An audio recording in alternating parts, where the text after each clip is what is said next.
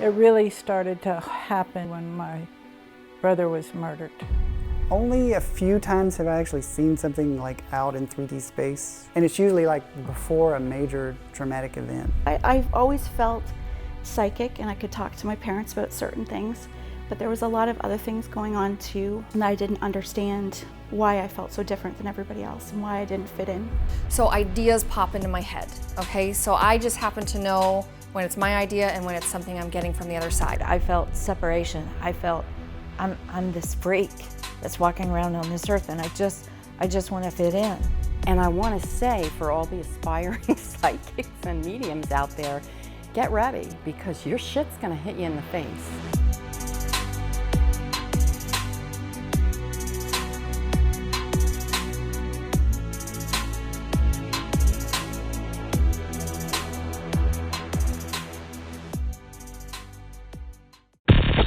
Hello from the other side. Now presenting Channeling Erik's Hour of Enlightenment. Yes, we are presenting the Hour of Enlightenment and by my sweet, beautiful boy, Erik. And we have another person on the other side, someone who is very well known in our circles, Jaden. And, well, let me just give you the lowdown. We have a special guest on the show, Jessica Marie Tatro. Is that how you pronounce it? Tatro. It's who is Tatro, mom. but yeah. Tatro. Okay. Oh my God. All right. Well, try pronouncing my name, everybody. It ain't easy, but that's okay. Anyway, she's going to talk about the topic of caregiver burnout, and I've been there taking care of my parents who ended up being so awful in the end. So, why does it happen? How can we prevent it? So, Jessica, you know, I've known you for a long time. You're part of the popular Facebook group Jaden's Way, Speaks from Heaven.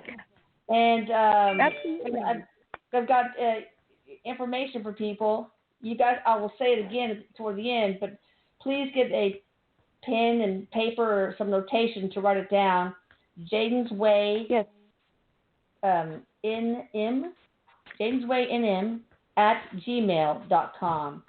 And, of course, me at AtlantisScalar.com. We just decreased the Erik Master Angel Erik consults to $40 because it said, hey, I want to make everything much cheaper. Okay, whatever. And then we got Michelle Gray, thehealing.art.com. I'll put that all down here, too.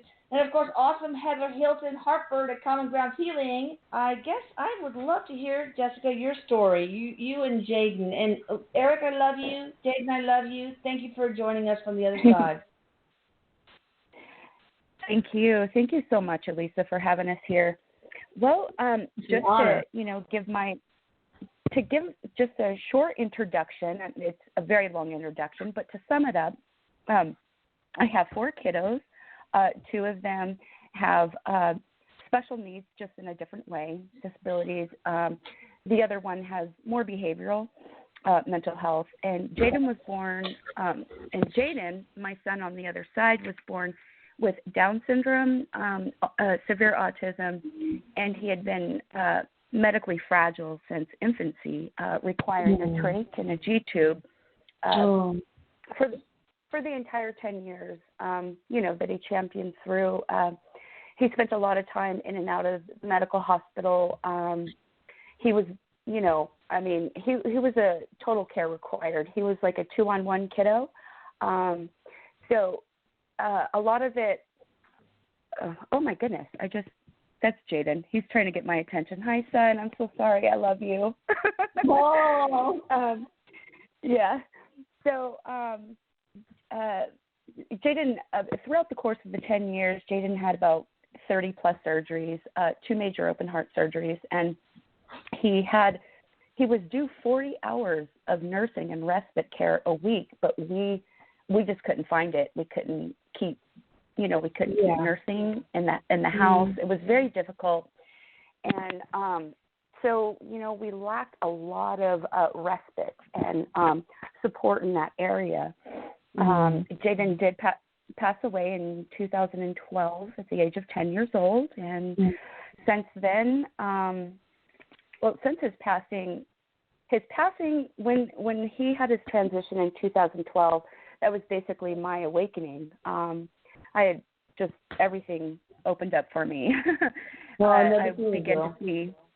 Yeah, I began to see Jaden physically and visibly with my eyes. So it was really intense how he came to me. He was just very persistent. Him and Erik finally pulled us in 2014. They wrangled us in and said, we're doing this. So been doing Jaden's Way Speaks from Heaven since 2014 and 2015 on Facebook. So wow. A little bit of what I wanted to talk about was a lot of what I've learned from Jaden, and I think most of it, because, being in a caregiver position or situation or a parent, for a kid, it's usually, I think burnout can happen over a certain amount of time. I think it can just, what's the word? Pile up. It can just kind of stack up, and that's where we get burnout.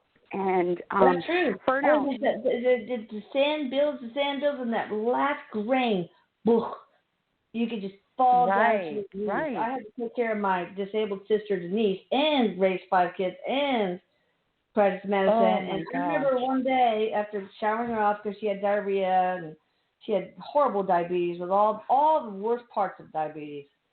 And so I just went to the front porch and just started sobbing. I just it was just so much. And I will say real quick, I hate to interrupt you, but this is a really important topic because a lot of us baby boomers are having to be caregivers to our parents. And, so it's disabled children, of course, yes. It's so many that we need to be caregivers for. And, of course, there's spiritual lessons abounding, I'm sure, with all this. Go ahead. I'm sorry, Jessica. Take over. Oh, no, that's okay. I wanted to just kind of go back to 2010 because I do know that, I, of course, suffered from caregiver burnout myself, probably to the extreme degree to where it began in 2007. My body began to break down first. It began with fibromyalgia. I was diagnosed with that in 2007. Then, unfortunately, in 2010, I did have a breaking point. I actually was waxing and waning in and out of severe depression and psychosis, which I didn't know at the time. But I did know that I needed help, and I myself, to the psychiatric center, and I had to be there for 3 days, which was my diagnosis then was severe depression with psychosis. And I bring that up because it's so important. With caregiver burnout, when we push ourselves to such an extreme extent beyond what we're capable, these are some of the things that can happen. We can break down physically, mentally, emotionally. My gosh. And I think a lot of caregiver burnout tends to overlap with ongoing, traumas like one after another. Yeah. And I think there's some overlap there for sure. But a lot of the warning signs that I wanted to talk to everyone about, I think it is really important, is when you start to feel yourself withdraw from friends and families. I definitely remember. Yeah, definitely remember that. Getting sick more often is huge. I think with the stress and the burnout, it overloads our system, and we just I think it messes with our adrenal glands as well because we're really trying to push on nothing, right? Lack of appetite or an increase. Finding yourself easily triggered is a big one. Feeling sad, irritable, or helpless. Feeling isolated. And this one's probably more on the severe end of the spectrum, but wanting to hurt oneself or the person you're caring for. Feelings of exhaustion, but at the same time you feel on edge. like you can't just relax. And those are all really good indications or precursors that we're burning out somewhere along the line. And the problem that I have understood over many, many years from my own personal experience and speaking with many moms is, how can this be mediated? And that's a hard question, because if we don't have the help, if we don't have the proper help, who do we turn to? What do we do? And I'll address that one. But the number one thing that I do want to stress, though, too. Go ahead, Heather. Well, I do want to say that, absolutely amazing information that you're giving, and I wanted to mention that when you talked about having to withdraw from friends and family, I know I went through about probably 8 years of caregiving to different people nonstop, and I had to withdraw. If I didn't withdraw, I would have gotten worse. It would have been too much. I wanted to ask Jaden and Erik, are these the ways, some of these things that Jessica is mentioning are ways to get us to just, what do you call it? Just veg. It's like their way of hitting them. It's like when somebody's going and okay, then they have to the universe puts them in a wheelchair so they can sit and have time to finish that book, or that kind of thing. Where there's things that you're saying, Jessica, that sounds like the universe is hitting us on, hitting you and others on top of the head to say, slow down, don't. Absolutely. You don't have that fucking time. Blah blah blah. So, Jaden, what do you have to say about that? Michelle, you want to take this time? He's agreeing, and he's so funny because I got to tell you, he keeps kicking his shoes at me, like showing me his shoes, like he's got a pretty nice looking pair of shoes on. Both him and Erik were, as you were talking there, Jessica, were saying, Elisa, you're correct, because the universe, our higher self, our greater spirit, that gives us these warning signs when we're going through something, but they're often an opportunity for us to heal something, to work on something, to do something.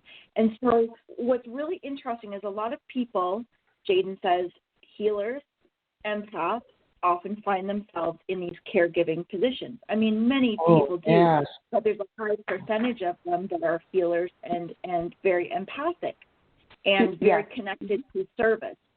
And so part of the reason why they're just saying that these type of situations come up is the actual caregiving, the burnout, the symptoms are often there to help bring out some things from earlier in life, some traumas, some pains that are being carried. So it's not uncommon for many caregivers to already have their own physical things or their own types of traumas that are going on in their own body or in their own mind. And so when they push themselves to burnout, because Erik is just saying, it's that wanting to give.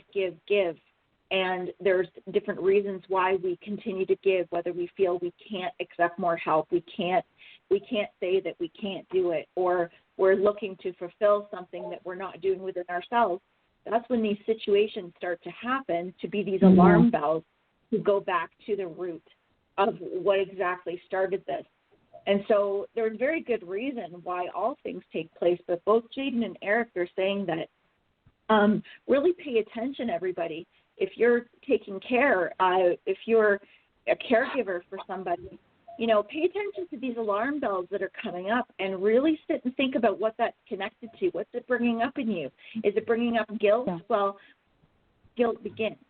What happened to you? What are you feeling that you're trying to fix? That you're using this situation for? Yeah. Is it triggering another life? With a very similar trauma. And empaths, tend to be traumatized a lot because their energy is exposed. So we kind of build up the traumas and the energy blocks, etc. So that makes it even more difficult. Yes, Heather? Eric's standing here and he's holding a scale, okay, and he's walking a tightrope. So, and he's saying that it's the give and take, the duality of life, to where there are givers and there are takers.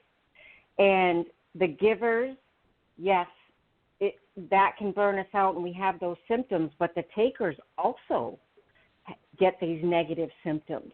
So if you're giving, and the takers are taking, no, even if it's because you're taking care of somebody who can't take care of themselves, if you don't give to yourselves, that takes from them as well.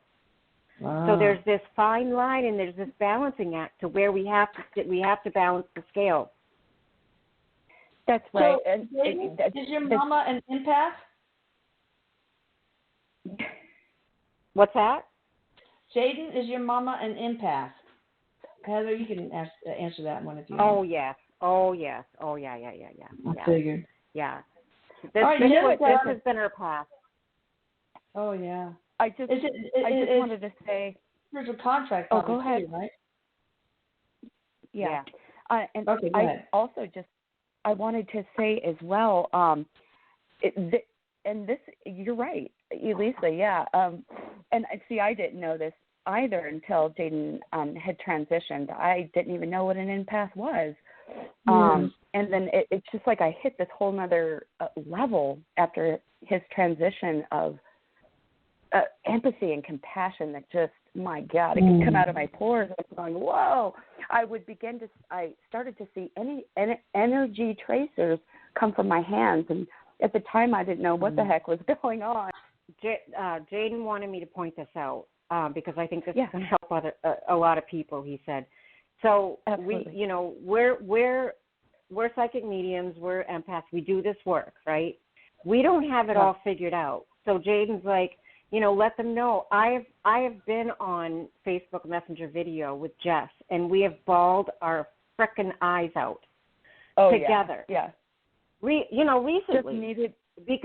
Just needing a good cry. Yeah. Cry is awesome. It's such a good release too, and some of the things I know that we could do, like it's funny because before I even met Michelle, when we did our first video, she's like, I think I already know Jaden because, Jaden was there to help calm her son. Michelle has a child with autism as well. And it's funny because Jaden says, Mom, if there's not help, he said, have him ask for me. Have him ask for my guidance to come help soothe a soul. That's what he calls it. Come soothe the soul. Oh, and say that 15 times real fast. Not easy. That's perfect.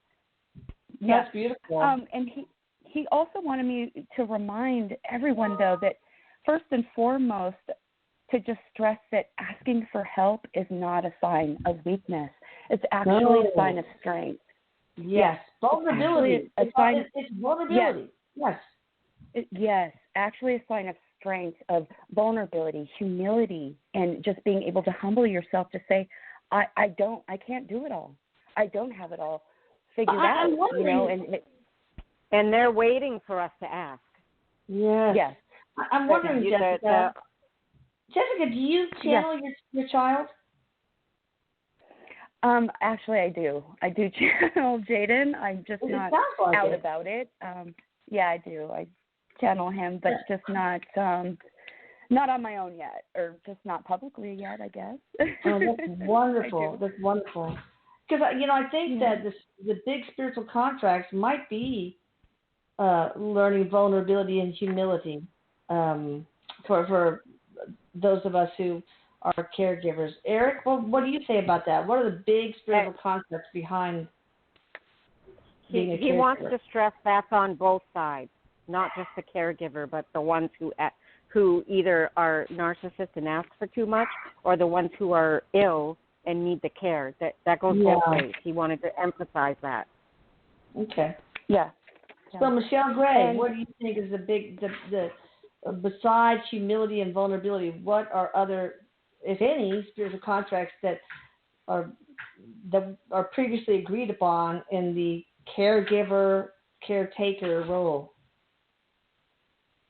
Well, many of them, such as patience, surrender. Erik says peace. Surrender is a big one because he says there's so many things that are under that umbrella for both sides. And I'll share with you that it's a very important topic today, and Erik's saying to share this with everybody, that in my own family, actually just an hour ago or an hour and a half ago before I came on here, I sat with my parents and one of my brothers and just interviewed an in-home healthcare worker that's going to be working in their home. And my father had a very serious incident, was in the hospital. It was a very traumatic thing for him and our family. And he has cerebellar ataxia, and it's hereditary in our family. I was also diagnosed with it at age 24. So he's in a wheelchair. He's not able to speak and no longer able to stand on his own or really do a lot for himself. And my mother has been his number one caregiver.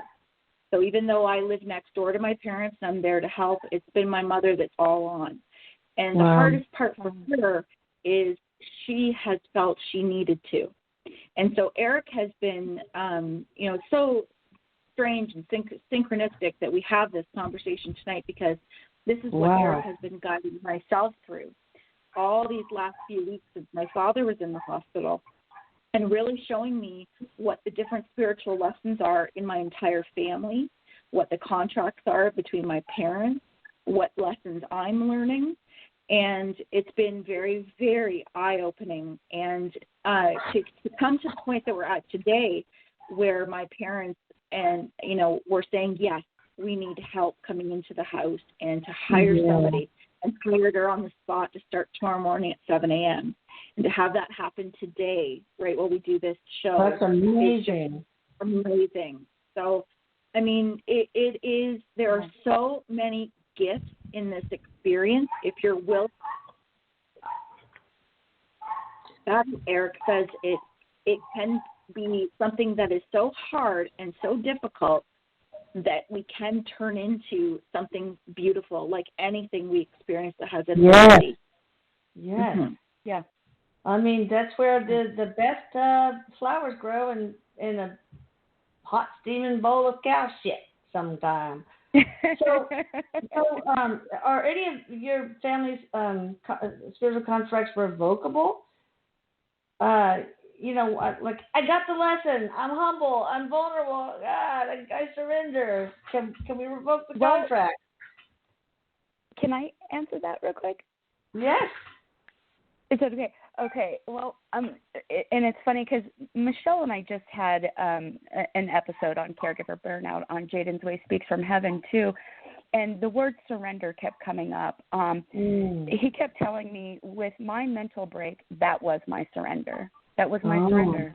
And also energetically and spiritually, I believe what caregiver burnout looks like or feels like on an energetic or spiritual level is the life force. It's like the life force energy kind of being sucked right out of you. So, and it usually comes out through the head, it seems, for the chest. That's what I've experienced. I think that's why when I finally surrendered, I laid in bed for 3 months because I had it was my daughter. My daughter diagnosed with a rare autoimmune disease, which I had to fight for. Then my son diagnosed with bipolar that I had to fight for. And then my mother getting cancer and brought her home and did hospice for 30 days. And then my father committing, he had a hemorrhagic stroke. I had to take care of him, and then he committed suicide on Father's Day. And then my husband and I separated. And then I stopped and surrendered and laid in bed for literally 3 months. Wow. I didn't do much. And it was separation so that I could find myself. Yeah, it was. Yeah, so that I could find my path. Yes. Yeah. And you did. So don't feel guilty.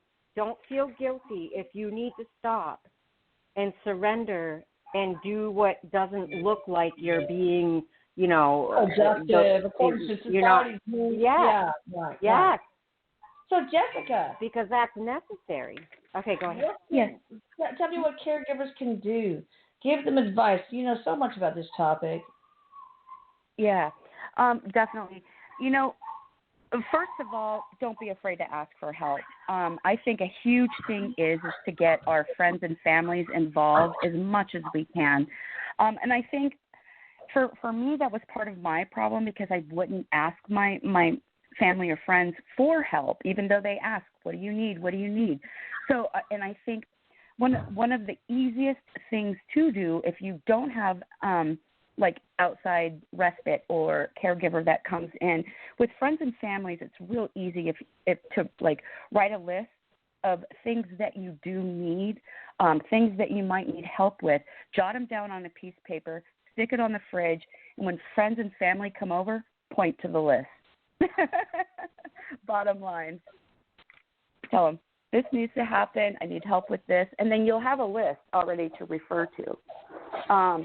Other than that, if it gets to a more extreme, more severe caregiver type burnout situation, I wouldn't hesitate to look for or to ask for outside help or some type of family therapy or in-home behavioral specialists that can help. That can kind of help with mediate some of these issues for you. Plus, it gives you a break if you go to a therapist to have that downtime to vent or talk about what you're needing. And that's just for that. But as far as like downtime things that you can do if you feel like you're on edge at the moment with that child or that adult, one thing that I found that helps kind of shift the energy a lot is music, taking them outside, or water at the moment, to just right there, first foremost, if it's just too much with the patient or someone that you're caring for, you can get them outside, put them in water, like the bathtub, sit next to them, or, like I said, the list is a great one, too. It'll give you a point of reference of what you need, and you can point to it when friends and family come over to visit. Those are some of the things that I've, thought about that have actually really helped for me. But most of it for caregivers is finding the time. But the thing is, we have to find time or we're going to break down. The key here is balance. Balance.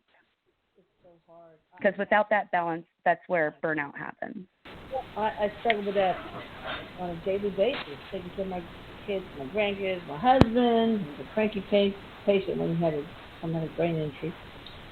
And, doing the Atlanta Scalar stuff, the CE stuff. So, it's hard. Yeah.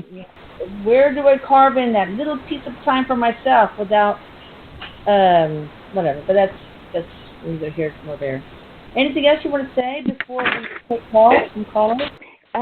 That's it. And that it's totally okay to ask for help. We're not weak for asking for help. It's a strength. And I just want to emphasize on that for all of us here and all of our callers. Absolutely. That's awesome. All right, let's see. And we will give your information, everybody's information, toward the end. But right now, we're going to take calls from callers. Let me see. We have somebody from the 262 area code. Hi there. How you doing? Hi. Could you hear me?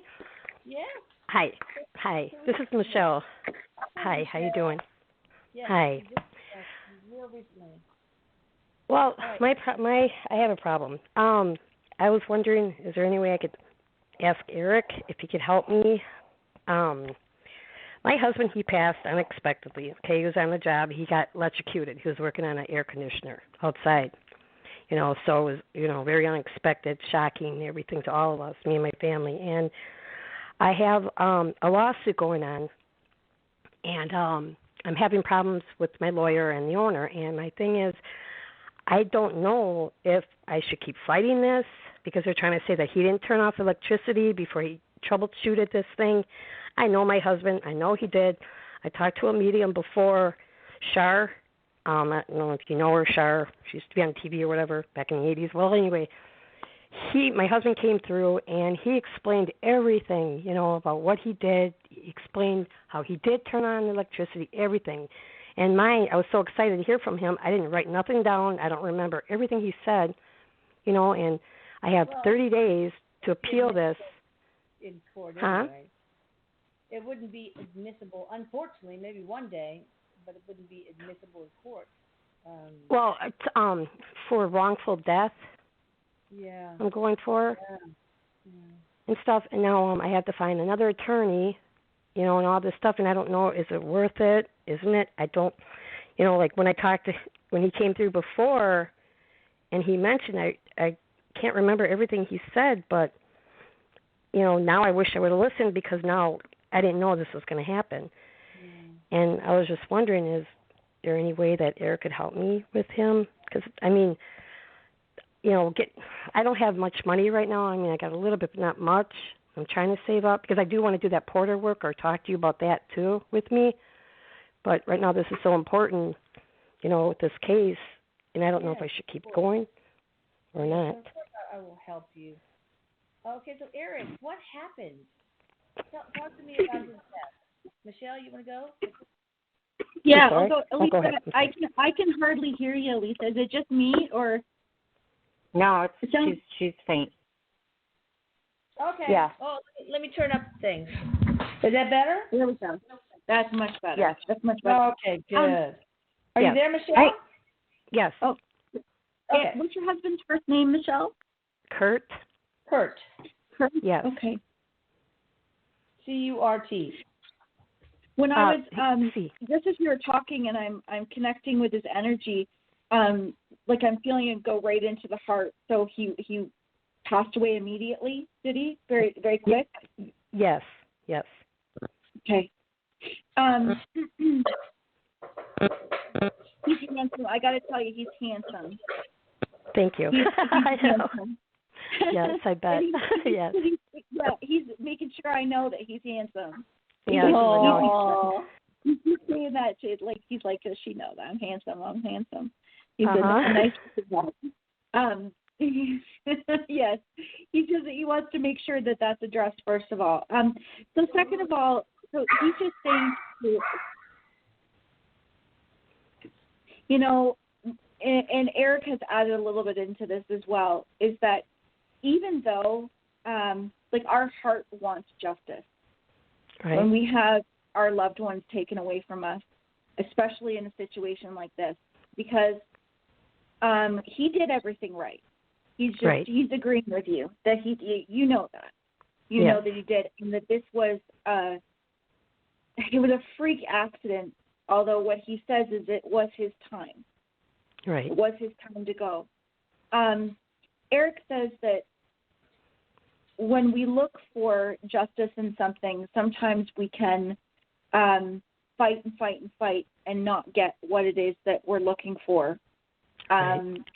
And he says, as hard as this is, you may have to, if you wanted to do it, it might be longer than what you really want and could invest a lot of money into it, that there's not 100% guarantee that you would get it, because what they're saying is like loopholes, like ways to drive this out, and that would end up being harder for you in the long run. What your husband says is he wants to let you know there's compensation, but he says don't look in the direction so much as, because he says don't do it for me. Know that I'm okay, that I'm with you. And he says he wants you to know in your heart he did everything right, but he also knows it was his time. But he wants you to know that what you deserve, he's helping send something your way, and that it's going to come in a different direction. So he says, keep yourself open, babe. Keep yourself open and look from other directions, because he says, I've got you. And he says, you won't be let down. But he says sometimes it doesn't always come in the ways that we think it should. So she should not pursue this legally? He's just saying that there's not a guarantee that she would get something of it, and it would be a lot of money that she'd be putting out. And what they're showing me is like drawing it out. It would be an arduous battle. Too emotionally. Okay. Will portal work help her receive the abundance you're talking about, Kurt? They already were showing me, yes. and Eric's circling it. Good. There's some portals that need to be closed for you and need to be opened. And and you are psychic, or you have mediumistic ability as well. And I don't know how much you communicate with your husband, or you think he's communicating with you, because he is. Okay, yeah, because I do. I try to talk to him every night because something's around my house. Something is around my house because I've used a tape recorder, and I hear my drawers opening, closing. It's weird. I hear a lot of stuff. That's him. Okay, that's what I figured. Awesome. He wants to talk more. So you get that portal work done because you're already opening up and revving up and on the way to go. So keep going forward and know that what's coming to you is coming no matter what.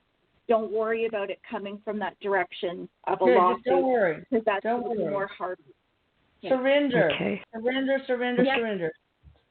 Oh, my heart, Michelle, I'm so glad you called in. This is kind of the last minute, but I felt like you really needed to get on. So. Yes, and anyway, I want to work with you, Elise, on this. Yeah.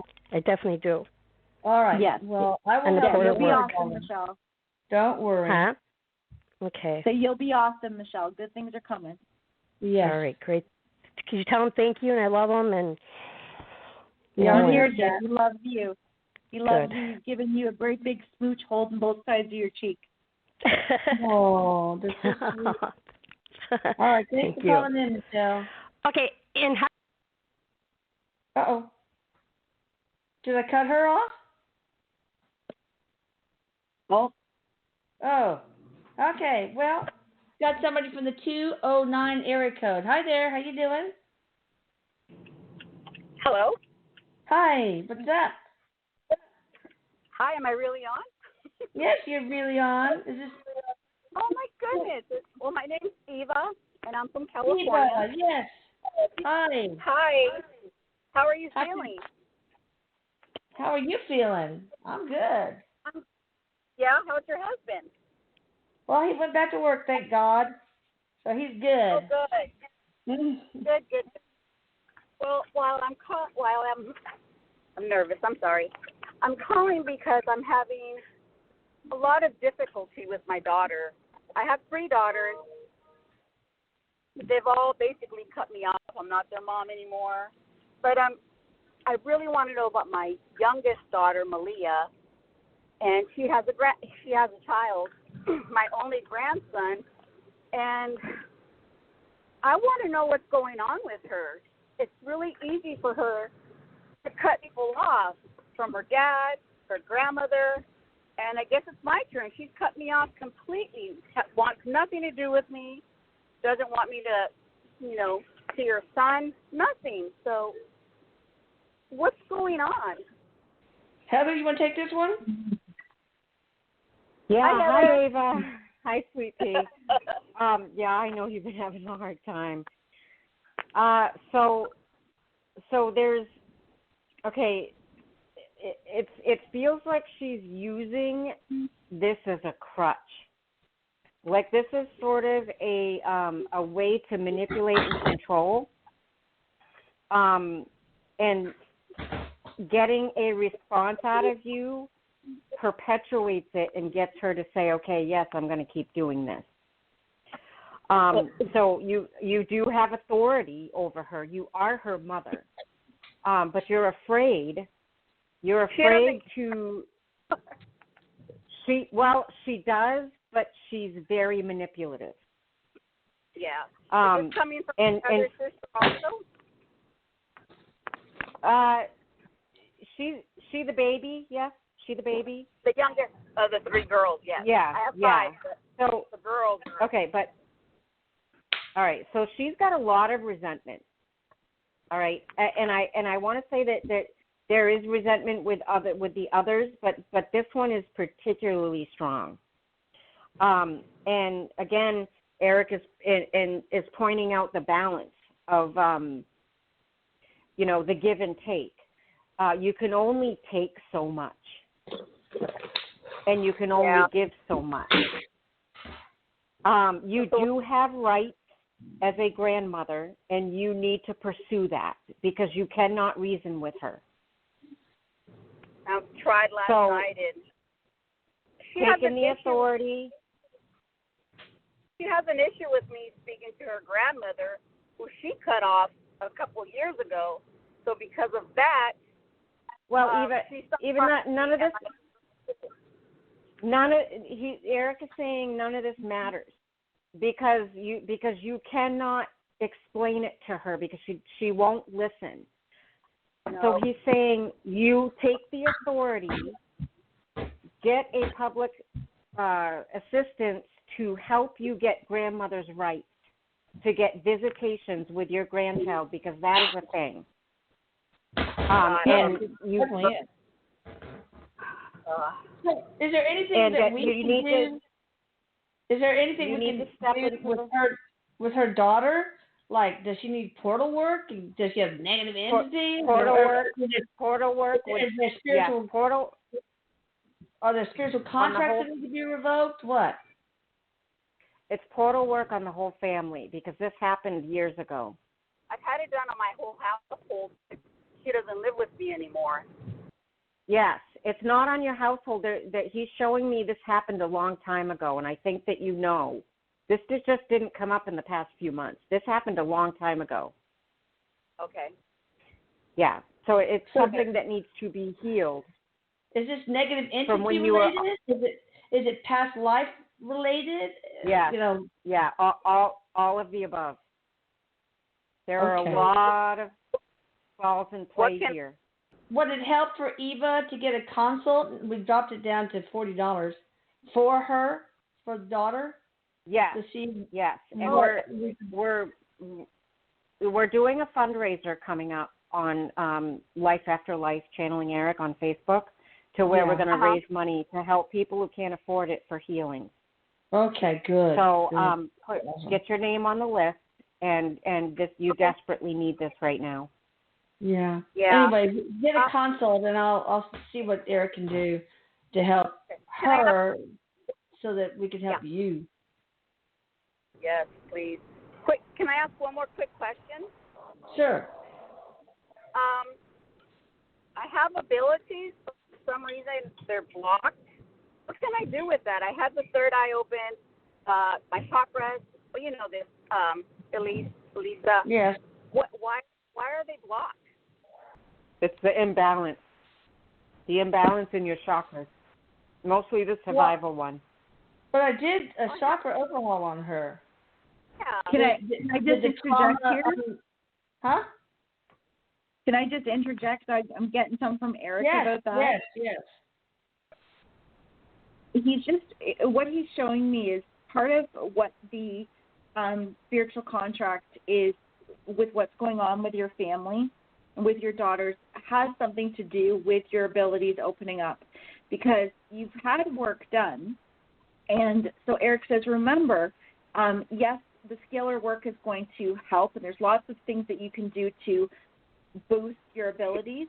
And so that's been done, but he says there's a need for you to go deeper inside yourself. He says, and part of it would be in the spiritual contract with your daughter is, he says, there's a generational, so this has happened many times like this, it rotated in your family. And he's saying that having them turn their back, he's giving me a visual, turning the back so that you go through that sense of feeling isolated, which gives you opportunity to go inside. Because he says everything is there and ready for you to step into, he says, growth. There's newfound growth within you. And he says to remember what you're feeling from what your daughters are projecting outwards towards you, what you're feeling and what you take in. He says, look at what it triggers in you and be willing to go in and investigate with that, because he says, once you start moving pieces in your emotional state, in the heart chakra, you're going to find that the work that's already been done is going to start jumping leaps and bounds with your abilities, because you do have abilities and you are ready to step into a very new phase for yourself. He says you do that, you'll also find that your family issues are going to start to feel a little bit different. They're going to start moving in a better place. I'm getting that Ava, she needs to get healing recommendations from Erik, because I have an idea of what what she might need Mm-hmm. to heal her energy. Yeah, Elisa. Number one, and number Yeah. two, a consult for her daughter. That's the two Yeah, things. Elisa, she has Ava, you have an appointment coming up with me. And we're gonna in that hour we're gonna do life-centered therapy to find the crystallizing trauma. Good. Oh, good. Perfect. Okay. So much. All right, Ava. Thank you for calling. Thank you all. Love you. Thanks, sweetheart. Love you. There's hope. There's hope. Definitely hope. Okay, let me see here. Who we got next? Hey there. How you doing? Hello. Hey, Lisa. Hi, Lisa. How are you? Good. I'm good. How are you? Hi, everybody. Hi. Hi. Hey. My mom passed away 3 years ago. I'm still having a hard time with it. We were in a fight when she died suddenly. It's like she was here one day and then she's just gone. And I'm still having problems with it. I think it's because there's a regret. It's the last words that we said to each other, you know. What's your Can y'all name? hear me? Okay. My name's Lisa. Mom's name My Lisa. mama's name is Linda. A heart attack? No, she was. They said she died of the flu. But she was just here. We'd had a fight one day, and the next day, I didn't get to apologize to her. And I appreciate you having me on, Lisa. Oh, sure, sweetie. They're showing me the chest area. They're going right into the heart. So I don't know if she had an infection or she had something that affected her heart. Well, it can cause a heart attack, right sure. Yeah, maybe. They're bringing it right to that area because they're showing me like sudden, like being very sudden and directing it right to the heart. Okay, let's see if we can connect with her energy a little closer here. Okay. Was she a smoker? Because there's a woman standing here holding a cigarette. Yeah, she's standing here holding a cigarette. Okay. Yeah, I was hoping she would come. Yeah, she's here. She loves you. They are human words that are on this human plane. That doesn't exist where they are. She did not carry that on. She didn't take that with her. Good. I'm sorry? How does Linda communicate with Lisa? What's her typical way of communicating so that Lisa can recognize it? You can smell her, for one thing. Okay. There are familiar smells, and especially smells from childhood. You're like, oh my gosh, that brings me back. So it starts with the smelling, and I think that that's one of your strongest clairs. Also, you feel her hand on your shoulder, particularly your right shoulder. You have felt that. Good. Yeah. Does that resonate? Yeah, and I felt her touch my hand before too. Yes, she does hold your hand, but it's on the right side. Okay. Interesting. She's with you. Any final messages from Linda for now before we? There's a dog that's with her. There's a dog that's with her in spirit. Oh, so she Lakota. just wants to make sure you know that she's got the dog. Okay, good. I'm glad. I appreciate y'all. You bet, sweetie. I love your videos with Erik and everybody, Veronica and Jamie, all of y'all. Well, thank you so much. You'll be okay. Y'all are doing good work. I know. Y'all doing good work. Y'all helping a lot of people heal. Thank you, sweetie. It really makes me feel good. I hope your husband's okay. Oh, he's fine. All right. Love you, babe. Okay, thank you so much. And my mama really needs to quit smoking.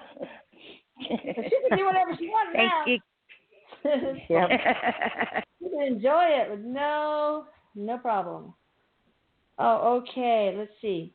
Got somebody from the 330 area code. Hi there. How you doing?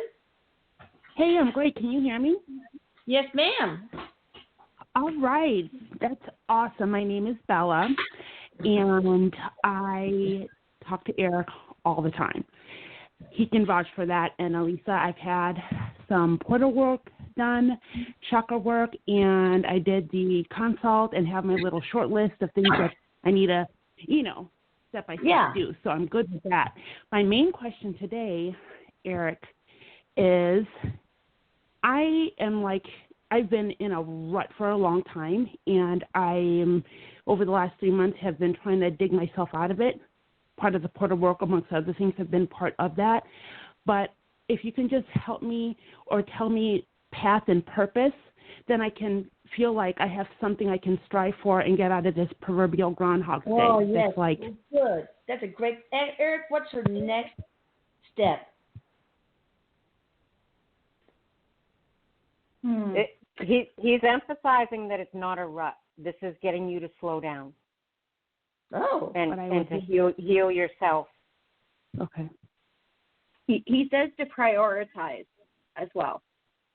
So to prioritize, think about what it is that you're doing, because he says there's some things that you're doing that you don't need to be, and some things that need to be prioritized.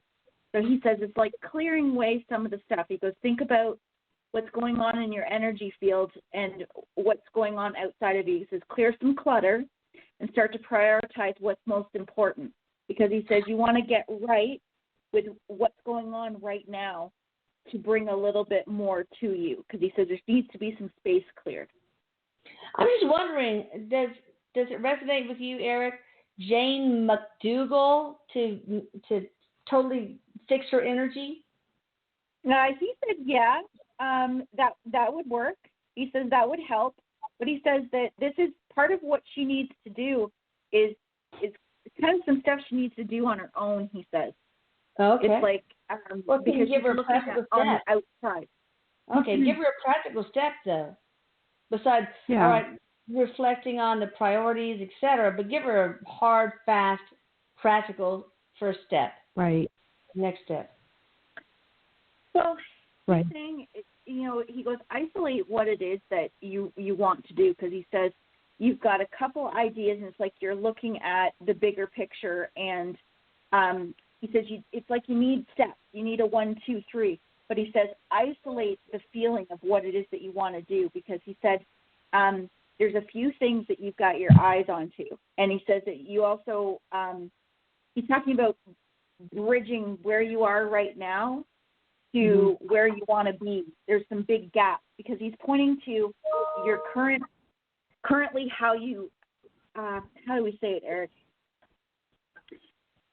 He says that there's things that you're doing right now that you don't need to be doing. And it has to do with your time. Because he keeps going back to prioritizing what you're doing right now. Change up your change up your whatever you're doing daily. I'm not sure, is there something that you're putting off? Or because he keeps going to, the priorities in your daily life. Right. I mean, there's nothing that I'm putting off. It's literally just like wake up, go to work, wake up, am at home, wake up, go to work. There's nothing outside of maybe decluttering, but I'm in such a rut now that I'm out of most of the depression that I need. Prioritizing yourself.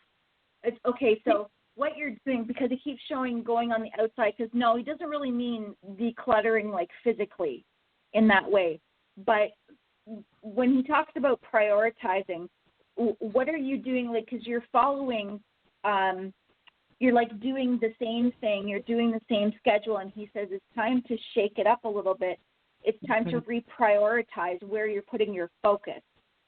Does that mean a new career? Or, can you give us something more tangible, Erik? New career, new passion, new hobby? Personally.